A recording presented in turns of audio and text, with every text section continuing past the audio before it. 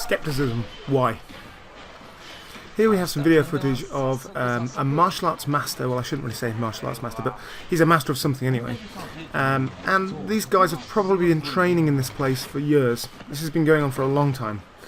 Now, this martial arts master at some point has decided that he's got this power of chi, and he can inflict injuries upon his opponents without touching them. You can see, look, that guy there, he's rubbing that girl on the back. Oh, it's alright, you'll be okay. They really believe this stuff works, right? And what's more, the students believe it works as well. How do they get into this position?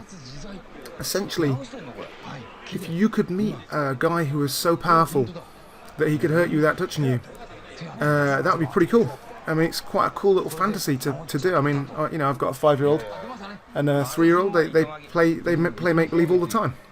And it's fun, right? Look at this idiot, jeez. They essentially, the students are getting the feeling of being played around with by this great power. It's enjoyable. They obviously enjoy it. The master gets the sensation of that he's so powerful and he can do all these cool things. And both of them essentially are lying to each other or accomplices in each other's deceit. They get stuff out of this. I mean, it's fun for them. They're all sitting there on a Sunday afternoon, who knows, and they get to hang around with their friends and they play amateur dramatics, but they play it for real. They really believe that it's true.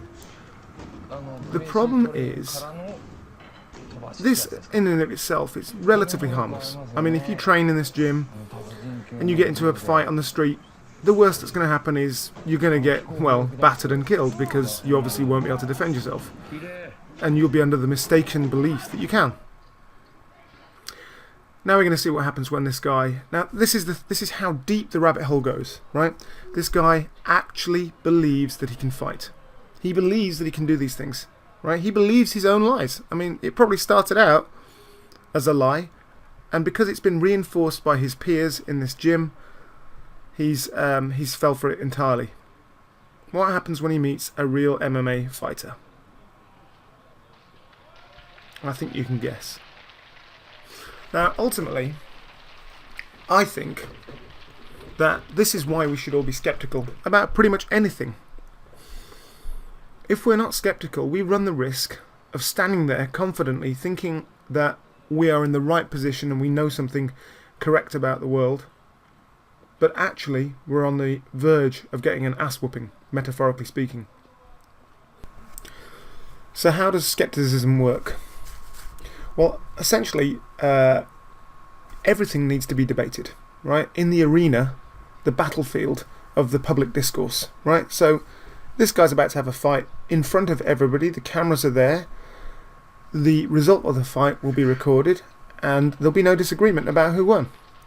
It's the same with this being skeptical, okay? So, you have an idea about how the world works. I have an idea about how the world works, and we can test it. We can test it in the arena of public discourse. We can test it by making demonstrations or doing experiments to find out whose idea is better and whose is correct. This is essentially how science progresses.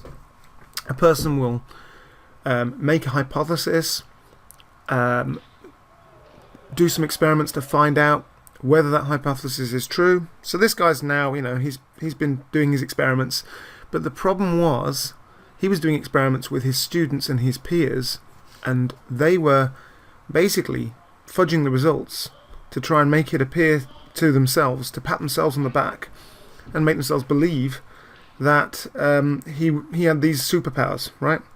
Now he's essentially published his hypothesis publicly and allowing other people to test that hypothesis, and as you can see, he's finding out that his hypothesis isn't correct. That's what we do in science. You publish, and all your peers do their very utmost to try and destroy and knock down your idea. And only the very strongest and best ideas succeed and stick around. Science isn't a body of information. It's not a body of things and facts to learn. It's actually just a method. And that method is all about transparency, openness, and getting as much feedback and testing as possible with your peers.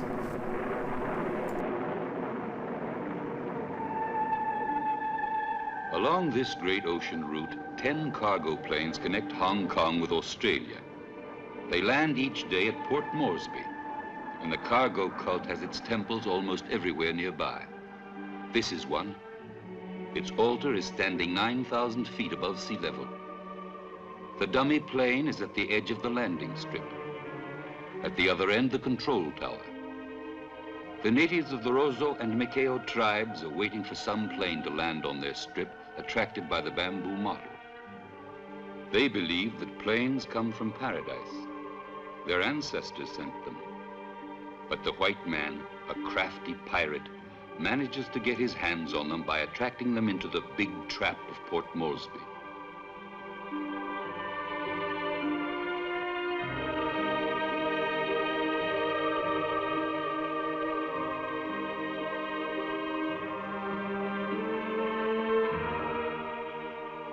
You build your plane too, says the cargo cult doctrine, and wait with faith.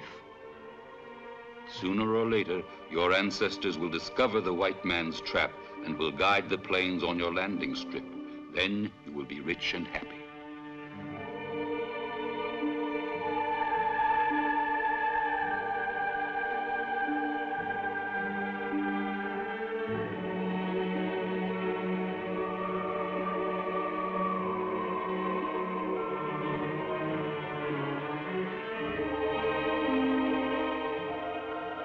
They wait, motionless, searching the sky.